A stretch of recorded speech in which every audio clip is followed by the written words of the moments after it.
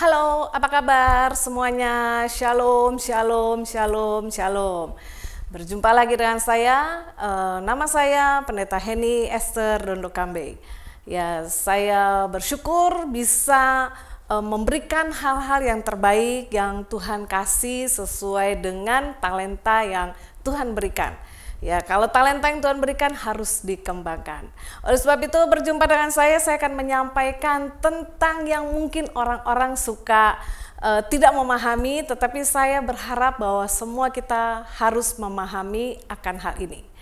Tema saya hari ini saya akan sampaikan mengenai it takes time. Ini waktunya. Waktu ngapain?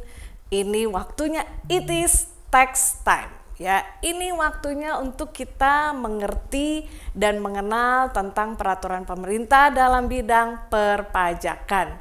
Ya, oke, kita mulai ya. Yang pertama, ada satu hal yang kita perlu ketahui. Beberapa hal kita mengetahui bahwa masyarakat Indonesia itu terdiri dari ada para pengusaha, ada hamba-hamba Tuhan, ada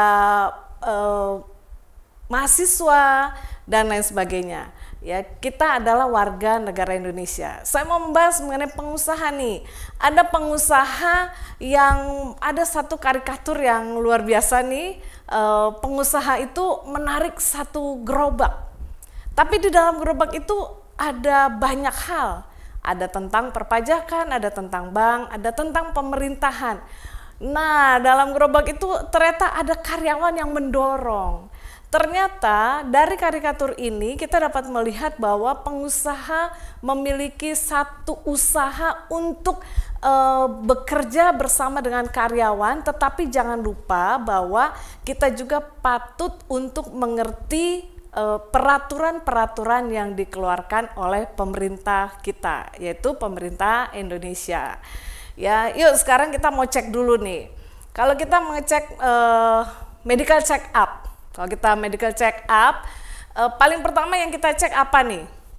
Pasti tekanan darah ya, tekanan darah. Bapak Ibu tekanan darahnya berapa nih? Yuk kita cek tekanan darah kita berapa. Yang normal berapa Bapak Ibu? Yang normal itu 120/80. Wow, saya ketinggian kali ya, saya 140/80. Tapi oke, yang penting di bawahnya masih aman ya. Itu normal. Nah, ada juga tekanan darah yang rendah. Kalau yang rendah ini yang berbahaya, 80/60. Gejalanya apa? Pusing, mata berkunang-kunang, banyak hal ya. Wah, bisa tiba-tiba kita pingsan. Kemudian kalau tekanan darah yang tinggi, berapa? 170/100, itu tinggi. Gejalanya apa? Pusing, leher terasa kaku, punggung sakit, linu, emosionalnya tinggi. Wow, kebanyakan itu sinonim tuh dengan yang kalau kita tekanan darah yang tinggi pasti emosi. Kalau kita lihat orang emosi, kita akan bilang wah jangan-jangan tensinya tinggi. Nah, itu dari segi medical check up ya, yang umum. Ternyata teks atau perpajakan ada check up-nya juga, namanya self tax check up ya. Apa yang di check up Bapak Ibu Saudara? Yang di check up adalah penghasilan sama dengan konsumsi plus kekayaan. Itu artinya apa hasilnya? Pas-pasan. Nah, kalau penghasilan lebih besar dari konsumsi plus kekayaan, wah itu namanya tidak wajar. Nah, satu lagi nih, kita mau self tax check up. Penghasilan lebih besar, itu artinya konsumsi plus kekayaan. Sedikit wajar ya. Kalau misalnya penghasilan lebih kecil dari konsumsi dan kekayaan, tidak wajar ya. Itu sedikit joke dari saya mengenai self tax check up. Ya, kita lihat yang selanjutnya. Nah, di dalam perpajakan Indonesia, sistem perpajakan Indonesia itu namanya self assessment. Self assessment itu apa? Artinya segala sesuatu dilakukan sendiri. Seperti menghitung sendiri perpajakannya, bayar sendiri, dan melapor sendiri. Nah, selain itu, Bapak Ibu, ada juga mengenai pemeriksa pajak, tax auditor. ya, pemeriksa pajak, atau ada juga pemeriksaan. Apa itu pemeriksaan? Pemeriksaan itu salah satu sarana alat pengujian kepatuhan wajib pajak dalam melaksanakan kewajiban perpajakannya. Jadi kita penting juga mengetahui hal ini. Mari kita menjadi masyarakat Indonesia yang paham akan perpajakan. Jangan kita bilang, masa bodoh lah, saya kan hamba Tuhan, saya kan pendeta, saya kan rohaniwan, saya kan rohaniawan, saya kan dan bla bla bla bla. Karena kita masih tinggal di Indonesia dan kita adalah warga negara Indonesia, sebaiknya kita harus memahami peraturan-peraturan di Indonesia. Nah, Bapak Ibu, ternyata perpajakan kita ini makin hari makin meningkat dan makin hari makin diperbaharui. Ada modernisasi perpajakan. Apa modernisasinya? Pertama, mengenai NPWP, ya. Wah, NPWP kita taunya kartu, betul.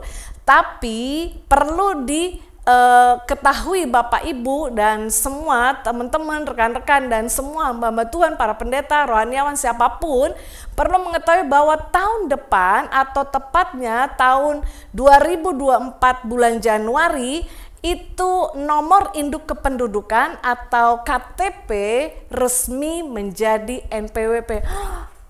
Wah, ternyata NIK itu akan menjadi NPWP. Wow. Ini termasuk modernisasi perpajakan.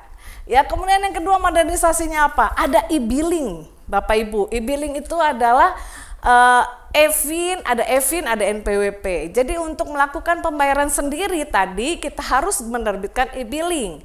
Baru kita bisa melakukan pembayaran setelah penghitungan. Kemudian pembayaran pajak bisa lewat mana? Kalau zaman dulu kita secara manual ke bank. Kalau sekarang bisa ATM atau bisa internet banking, ya. Jadi itu banyak cara sekarang, semuanya secara digital. Ya, ada ISPT, apa artinya? Itu pelaporan. Tadi kan melapor sendiri, jadi melaporkan surat pemberitahuan tahunan atas NPWP sendiri. Kemudian e-filing, apa sih e-filing? Ada lagi nih, e-filing itu untuk memfile semua data punya setiap masing-masing kita, yaitu di filing. Dan ada e-faktur pajak, itu biasa untuk perusahaan juga, ya. Itu semua tentang modernisasi yang akan ada untuk selanjutnya di tahun yang akan datang. Nah, Bapak Ibu, kita akan belajar tentang SIN. Apa itu SIN? Tunggu tanggal mainnya. Terima kasih.